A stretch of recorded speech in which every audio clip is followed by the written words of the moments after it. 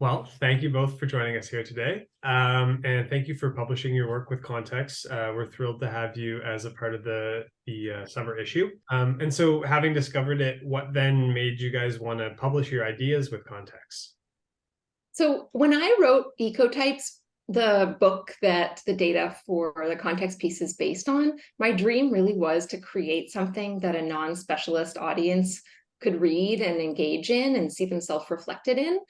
And so I felt like context was just this ideal outlet to be able to tell a broad audience a short story about something that I saw in my research that really interested me, but also troubled me. And Carly agreed to join, and she can tell you more about what was appealing about it for her. Yeah, I knew Emily's vision for the book and I supported and believed in it and was just so grateful for the opportunity to work on this piece for context. And also just like in a larger sense as well, the more that we can make sociology and specifically environmental sociology comprehensible to a public audience, I think the better. We're living in very strange times right now. So the more that we can disseminate our research effectively is very important to me. So, yeah. Great. And so with sort of that inspiration, Emily, did you want to walk us through the main argument of your guys' piece in the summer issue? So this piece is sort of the impetus is how frequently we both encounter people who have this very clear sense that there are both right and wrong ways to care about the environment. And what we offer in our context article is an invitation for readers to reconsider this kind of dualistic thinking. So what we show is that there's this widely perceived ideal environmentalist, and this is the sort of person who is conscious about their carbon footprint, trying to reduce it through pretty iconic mechanisms like using cloth bags, buying organic products, seeking low carbon transportation options.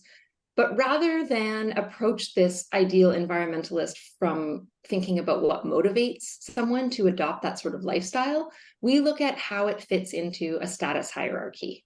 So we argue that the ideal environmentalist is at the top of what we call this hierarchy of environmentalism, which is followed by those who admire and aspire to be ideal environmentalists. And then we identify two strata beneath these: the resistant environmentalists who feel powerless to fix environmental issues with personal lifestyle changes, and then the anti-environmentalists who aren't in any way anti-environment, but they are antagonistic toward the ideal environmentalist. And the point we really want to underscore is that policing this hierarchy might feel righteous and important, but it actually weakens social ties at a time when we really need a cohesive civil society.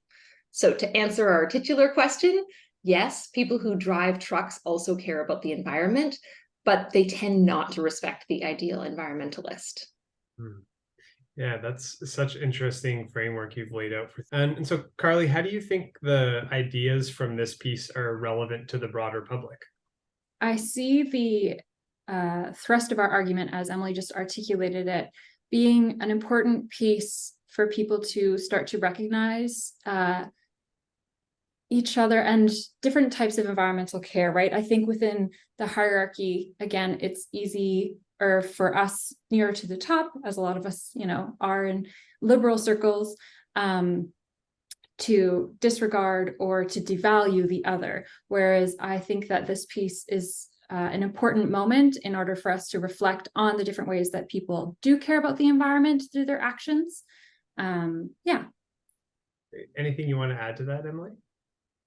The other thing I would add is that when we talk about this hierarchy, it can feel real. You look around the social world around you and you can hear people making judgments of people who use cloth bags or people who don't use cloth bags.